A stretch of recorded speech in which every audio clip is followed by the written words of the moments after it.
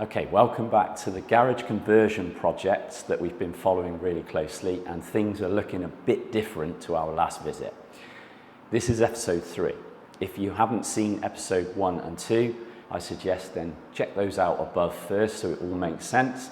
But if you have been keeping track, then we're back today and we're going to be covering what we deem as the prep stage, the process to getting from the last video to here, and also what happens next, because we're due to fit the kitchen.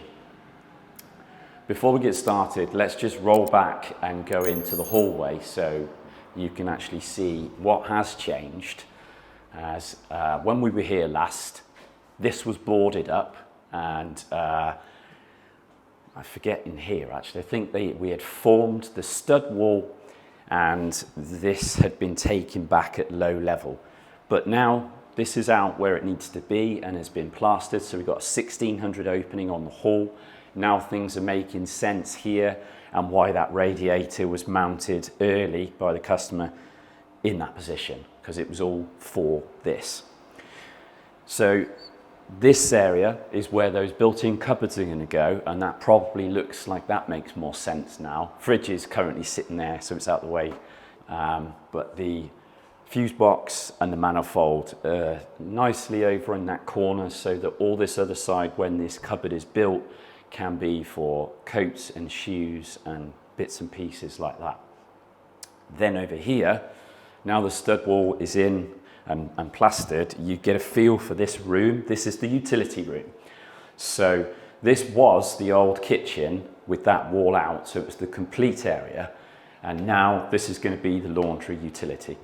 So brand new boiler in this corner, and then we'll be looking at the sink, and then we'll have a corner and the laundry, appliances, washer, dryer, and a tall utility cupboard there, and a wall cupboard. We've now got a back door here, so that's gone in. There was a window there before, and so now there's a single back door, which for children in and out of the garden can kick the shoes off here, keeping the kitchen area nice, and so there's no trip hazards. And there'll be coats, everyday coats can be hung there, and a radiator that's going down there. So the room was carefully thought out when we drew it up for all of those factors, which were all included in the customer's brief. Coming through to the main room,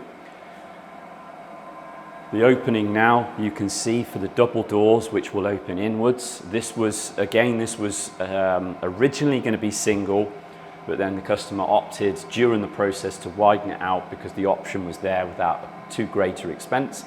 And I think you'll agree that's a fantastic move to allow this space for such a big kitchen. Floor's gone down.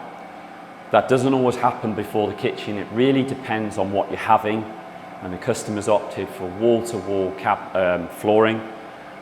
Sometimes people will stop at the cupboards. There's no right or wrong way really. It's probably best to take the advice of the flooring company. But yeah, so this is what we would call a prepped room. So when we were here last, the window was being formed, but was very much block work, and the bifolds were just a cutout. So everything's now gone in, and there's a 3-pane triple bifold door, which means that you've got a single opener, which will pin back, and you can just have that open just for a bit of a breeze and fresh air, or you can actually open the whole lot. So on a nice sunny day, that's going to connect the kitchen with the garden. So what do we mean by a prepped room? This stage that we commonly talk about in the design and the installation booking process, this is exactly the picture. So the walls are plastered, the sockets and first fix wiring is all in place to suit the plans that we issue. So we've got oven power, because there's 2 oven towers going in. We have fridge freezer power, and then we have some cabinet lighting over here. It all goes in before the plastering. so that the kitchen on arrival is ready to go. It's ideal if you can actually put a mist coat on like they have here, because it just helps with the painting process after the kitchen's gone in. So this kitchen only needs a top coat now, which is ideal. Prior to the plaster on these walls, since our last visit, we have actually on this wall, this wall, this wall, and the bifold wall, we have 60mm battened off the wall, and it has 50mm kingspan in the wall.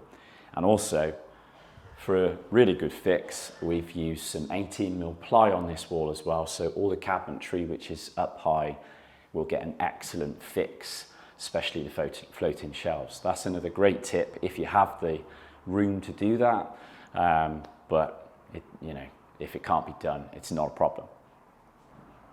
Obviously these cables that are between us, if you haven't already worked it out, that's coming up under the floor and through, so if anything needs to be pulled in, it could be fished through there. But for this design, we've got everything we need. We've got power for the hob, the induction hob, we've got lighting feed because there's some under cabinet lighting in there, and a socket power because there's some sockets on this island as well. Stepping outside, you can see how this is externally. So bifolds folding back to so. There's going to be a patio here, I believe, and so the new back door within once this all gets cleaned up and jet washed, etc., I think it will probably be bedding quite well and almost look like it was always there. So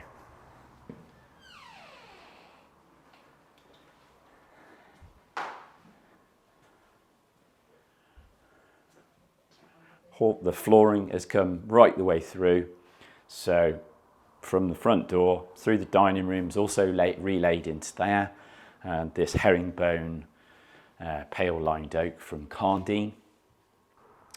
So now we're here. Tomorrow they are literally coming from masterclass with the cabinetry, so the installation begins. So we'll see you in the morning. All right, so it's the next day here, and we are expecting the kitchen any minute. All the room's been fully cleared now, so the washing machine's gone, and we've thrown down some Proplex just to protect the floor where the main unit's going to come in. And so it's a kitchen and utility fit out that's going to start today. Actually, I think that might be, I can hear a lorry reversing, so.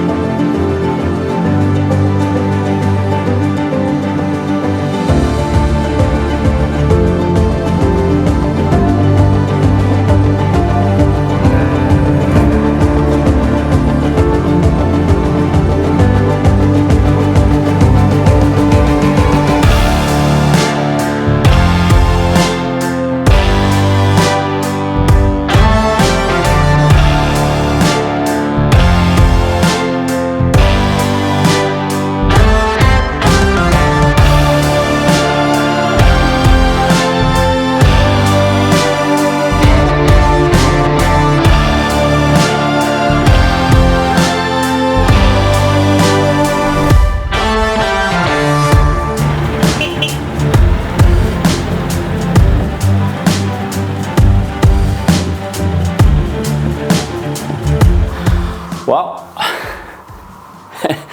there's a bit here. So that's the delivery all in. A few of the units in here are for the utility as well, obviously. but it's a bit of sorting out to do. So as you can see, all the deliveries come assembled, which is great. That's a really good quality to the masterclass furniture. It doesn't half speed up the installation process initially, and components and everything, they're full cabinets. So with that being said, we could really use a fitter right now. So, speak of the devil. All right.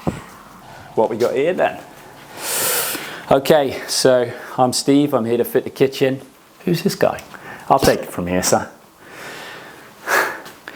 Hope he hasn't been boring you too much. So yeah, we are going to be kicking off with fitting the kitchen, but that's coming in episode 4. So don't go away. Make sure you hit your bell and your notifications and subscribe so you don't miss episode 4, where I am going to pick things up from here and install this kitchen. So I look forward to seeing you real soon back here in episode 4.